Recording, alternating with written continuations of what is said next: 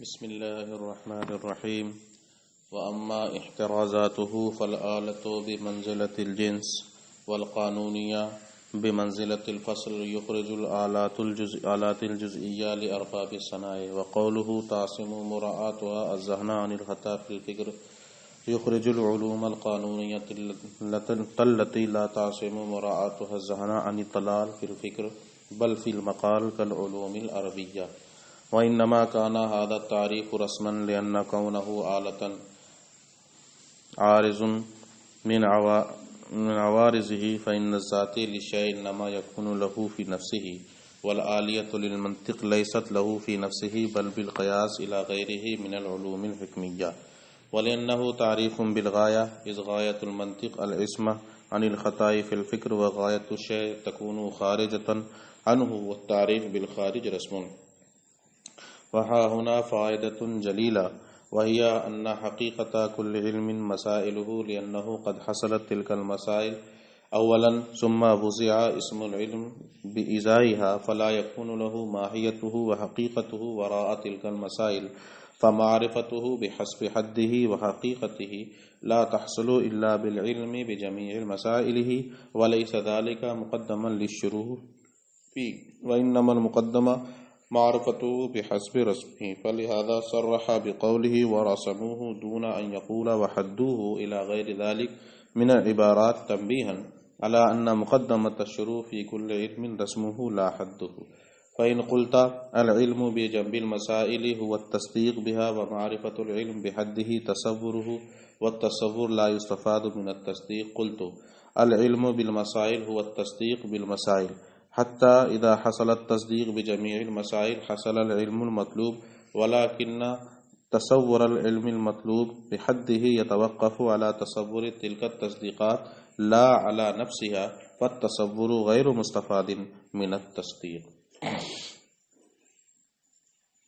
عزیز طلبہ، السلام علیکم ورحمۃ اللہ وبرکاتہ۔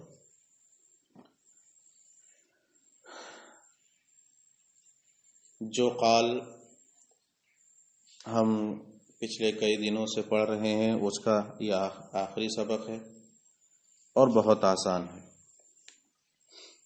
آج کے سبق میں انہوں نے جو منطق کی تعریف کی کہ منطق ایسا آلہ قانونیہ ہے جس کی رعایت ذہن کو خطا فی الفکر سے بچائے، اس میں جو لفظ ذکر کیے گئے ہیں، جو قیدیں ذکر کی گئی ہیں، اس کا فائدہ پہلے بیان کر رہے ہیں۔ فرمایا انہ آلۃ قانونیۃ تعصم مراعاتها الذہن عن الخطا فی الفکر۔ تو ایک لفظ آلہ استعمال کیا، ایک قانونیہ استعمال کیا، اور پھر ایک قید استعمال کی، تعصم مراعاتها الذہن عن الخطا فی الفکر، ہر ایک کی وضاحت اور فائدہ۔ فرماتے ہیں کہ اس تعریف میں جو لفظ آلہ ہے وہ جنس کے درجے میں ہے، یعنی ہر طرح کے آلے کو شامل ہے۔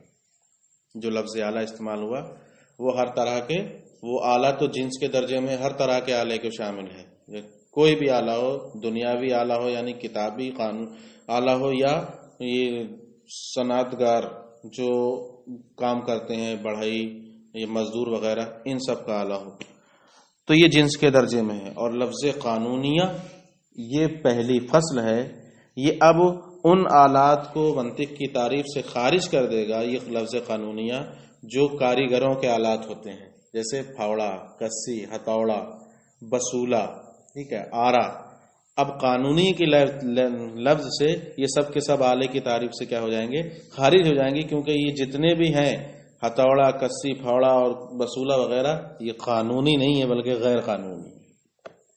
کیا ہے؟ یہ غیر قانونی ہے، یہ قانونی نہیں ہوتے، قانونی تو تعریف میں آ رہا ہے، ٹھیک ہے۔ تو اب یہ آلے اس سے خارج ہو گئے۔ اور جو تیسری قید ہے متعصم و مراعاتها، جس کی رعایت ذہن کو خطا فی الفکر سے بچائے، اس سے وہ علوم خارج ہو گئے جو خطا فی الفکر سے نہیں بچاتے بلکہ لفظی غلطیوں سے بچاتے ہیں بول چال میں، جیسے علم نحو۔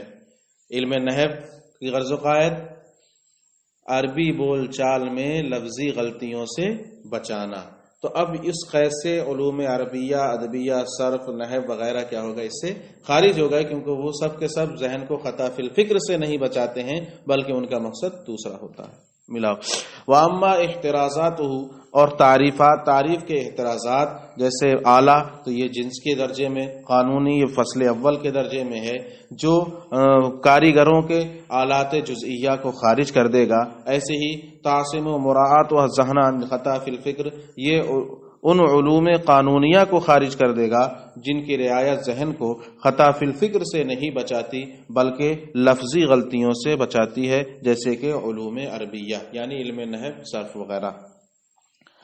وَإِنَّمَا كَانَ هَذَا التَّعْرِيفُ رَسْمًا، ہاں اب یہ سنو کہ یہ جو تعریف انہوں نے کی ہے آلۃ قانونیۃ والی، یہ تعریف منطق کی تعریف رسمی ہے، یہ حد نہیں ہے، اس کو یاد رکھنا۔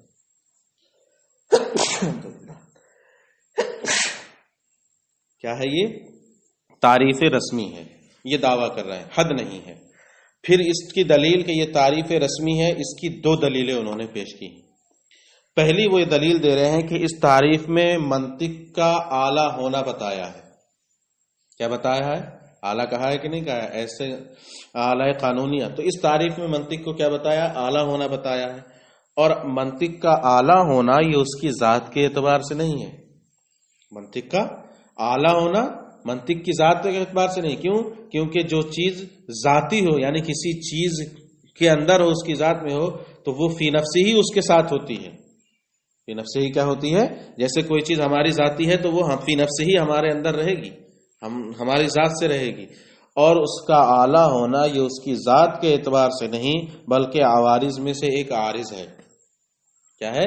عوارض میں سے ایک عارض ہے۔ یہ دوسرے علوم کی طرف نسبت کرتے ہوئے منطق کو اعلیٰ کہا گیا، مثلا علوم حکمیہ کی طرف نسبت کرتے ہوئے یا قیاس کرتے ہوئے اس کو اعلیٰ کہا جا رہا ہے۔ تو گویا اعلیٰ ہونا منطق کی ذات کے اعتبار سے نہیں، عارض ہے، اس کے عوارض میں سے کیا ہے؟ ایک عارض ہے۔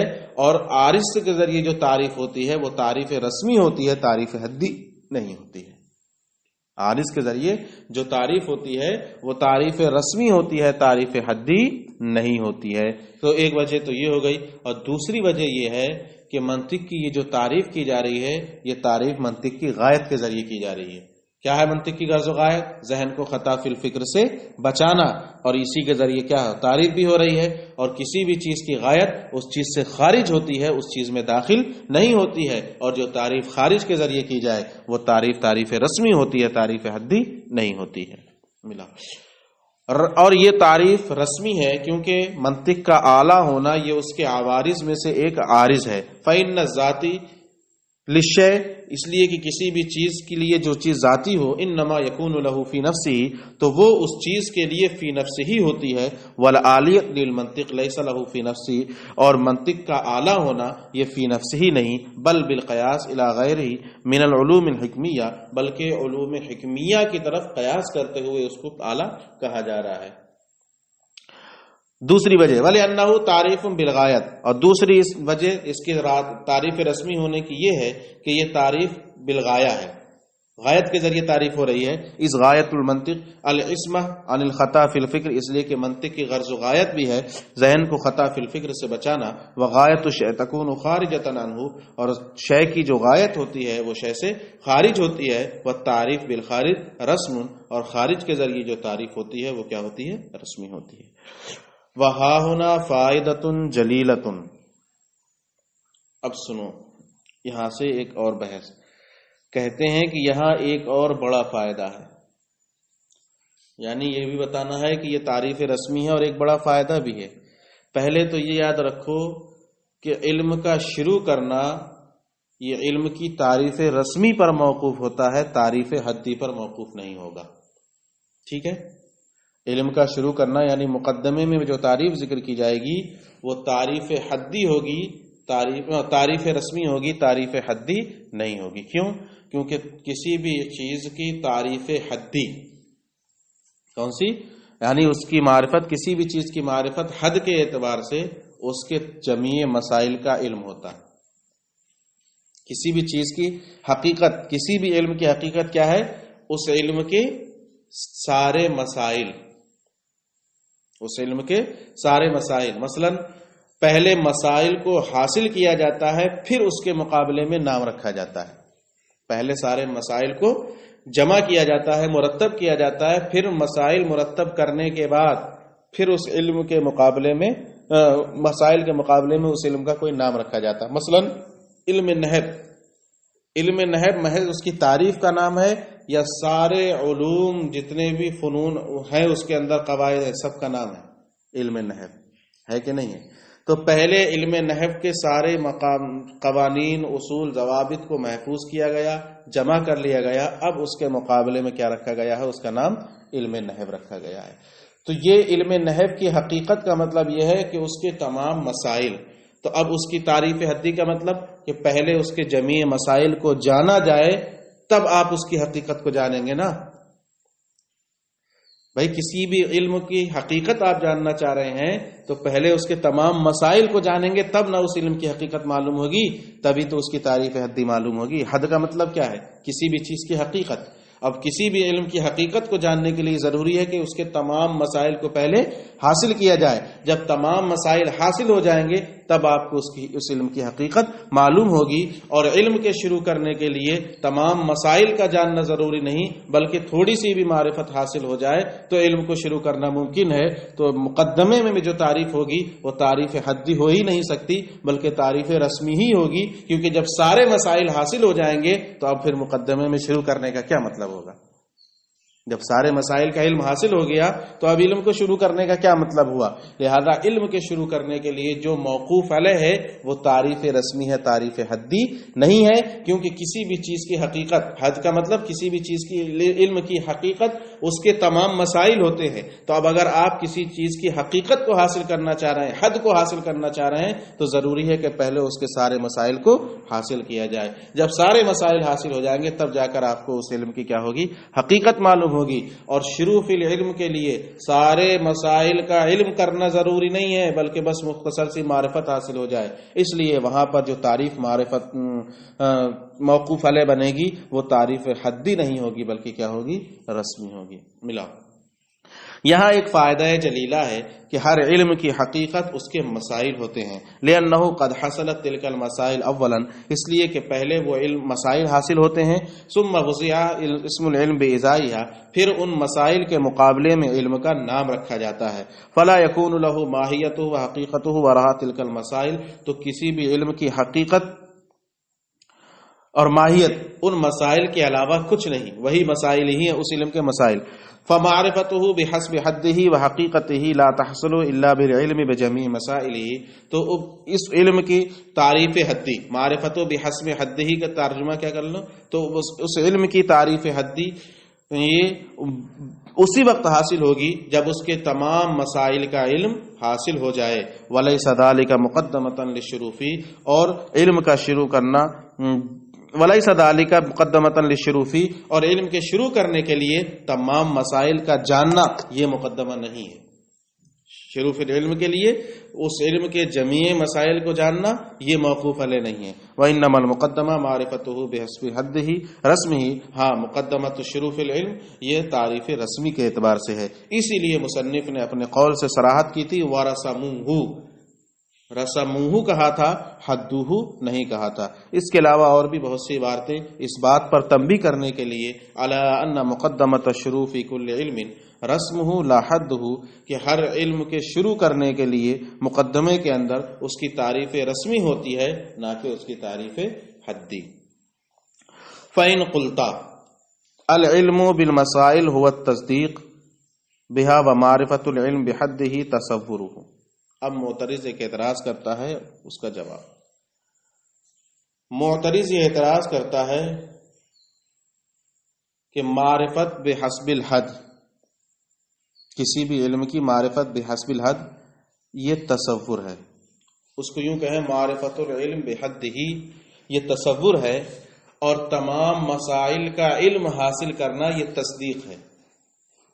تمام مسائل کا علم حاصل ہو جانا یہ تصدیق بنے گا کہ نہیں؟ اس علم کے جمیع مسائل کا علم ہو گیا، جب علم یقینی ہو گیا تو یہ تصدیق ہو گئی کہ نہیں ہو گئی؟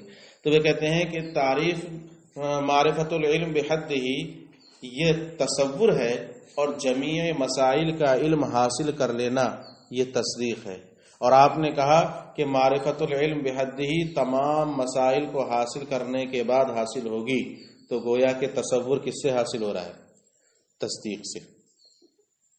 تصور کس سے حاصل ہوگا؟ تصدیق سے۔ تمام مسائل کے علم کے بعد ہی آپ کو اب تصور حاصل ہوگا، یعنی تمام مسائل کی تصدیق حاصل ہو جائے، علم ہو جائے، اب اس کے بعد اس کی وجہ سے معرفت العلم بحدہ ہی حاصل ہوگی، تو گویا کہ تصور کس سے حاصل ہو رہا ہے؟ تصدیق سے۔ حالانکہ یہ آپ کے اصول کے خلاف ہے، آپ نے اصول مرتب کر لیا ہے کہ تصور کو تصور سے حاصل کیا جائے گا اور تصدیق کو تصدیق سے حاصل کیا جائے گا۔ اس کا جواب دیا کہ یہ صحیح ہے کہ معرفت العلم بحد ہی تصور ہوگا اور علم بجمیع المسائل یہ تصدیق ہے، اور معرفت العلم بحد ہی علم بالمسائل کے بعد ہی حاصل ہوگا، یہ بھی صحیح ہے، لیکن معرفت العلم بحد ہی علم بجمیع مسائل کی تصدیق پر موقوف نہیں ہے۔ معرفت العلم بحد ہی علم بجمیع المسائل کی تصدیق پر نہیں، بلکہ علم بجمیع المسائل کے تصور پر۔ جمیع مسائل کے علم کا جب تصور ہو جائے، جمیع مسائل کا جب کیا تصور علم ہو جائے، اسی تصور پر معرفت العلم بحد ہی موقوف ہے، اس علم جمیع مسائل کی تصدیق پر معرفت العلم بحد ہی موقوف نہیں ہے۔ ملا تو پھر یہاں بھی تصور سے ہی حاصل ہو رہا ہے۔ تو اب اگر آپ اعتراض کریں کہ علم بے مسائل یہ تصدیق ہے اور معرفت العلم بحد ہی یہ تصور ہے، اور تصور تصدیق سے حاصل نہیں کیا جاتا، قل تو میں کہوں گا العلم بالمسائل هو التصدیق بالمسائل، کہ تمام مسائل کا علم یہی جمیع مسائل کی تصدیق ہے۔ حتی اذا حصل التصدیق بجمیع مسائل حصل العلم المطلوب، یہاں تک کہ اگر تمام مسائل کی تصدیق حاصل ہو جائے تو علم مطلوب بھی حاصل ہو جائے گا، صحیح ہے۔ ولکن تصور علم المطلوب بحد ہی يتوقف على تصور تلك التصدیقات لا على نفسها، کہتے ہیں لیکن مطلوب کا تصور بحد ہی یہ ان تصدیقات کے تصور پر موقوف ہے، نہ کہ نفس تصدیقات پر۔ بس اسی کو ترجمے سے سمجھ لو، معرفت العلم بحد ہی ان تصدیقات کے تصور پر موقوف ہے، نفس تصدیقات پر موقوف نہیں ہے۔ تو پھر تصور ہی سے حاصل ہو رہا ہے، تصدیق سے حاصل نہیں ہو رہا ہے۔ فالتصور غیر مستفاد من التصدیق، لہذا تصور تصدیق سے مستفاد نہیں ہو رہا بلکہ تصور ہی سے مستفاد ہو رہا ہے۔ یہ آج کا سبق ہے، اس بار محفوظ کر لیں۔